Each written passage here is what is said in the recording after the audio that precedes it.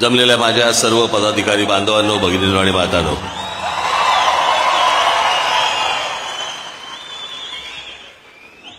हे बाळा नांदगावकर, ओळखलं नसेल तुम्ही त्या लेंग्या बिंग्यामध्ये त्यांना. निवडणुकीच्या काळामध्ये तिथे प्रचाराच्या दरम्यान त्यांचा पायाला फ्रॅक्चर झालं आणि त्याच्यामुळे ते आता होईल बरं. ते बऱ्याच दिवसांनी मी तुम्हाला भेटतोय, तुम्ही मला भेटताय. निकाल लागल्यानंतर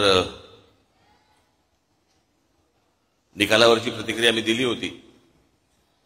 त्याच्यात मी काही बोललो नव्हतो.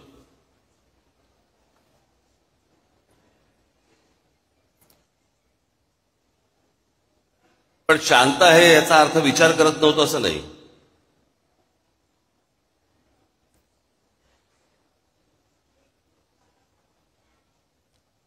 सगळ्या गोष्टींचं एक विवेचन चालू होतं, आकलन चालू होतं.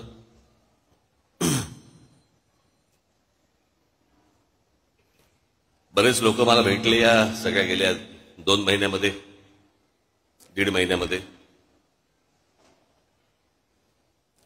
परवा दिवशी माझ्याकडे ते संभाजी महाराजांवरचे चित्रपट करणारे लक्ष्मण उतेकर दिग्दर्शक ते आले होते.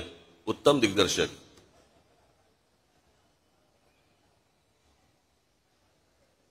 महाराष्ट्रातल्या तर प्रत्येकाने, मी काय त्याचा काही डिस्ट्रीब्युटर नाहीये, पण महाराष्ट्रातल्या प्रत्येक मराठी माणसाने तो चित्रपट पाहिलाच पाहिजे. कारण आमचे शिवछत्रपती ही प्रेरणा आहे. संभाजीराजे आमचे हे बलिदान आहे.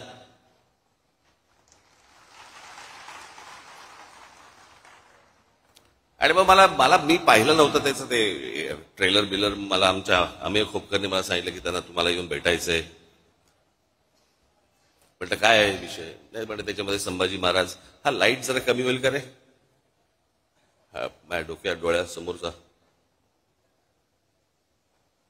काय आहे का काही त्याच्यात. काय बोटं बिटं घाला कुठेतरी बटनात.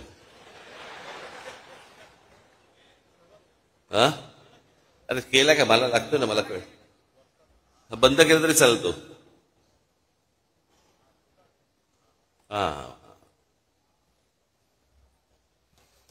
त्याने मला काहीतरी सांगितलं की काहीतरी संभाजीराजे लेझिम खेळताना वगैरे काहीतरी दाखवले वगैरे वगैरे. मग मी तो ट्रेलर पाहिला.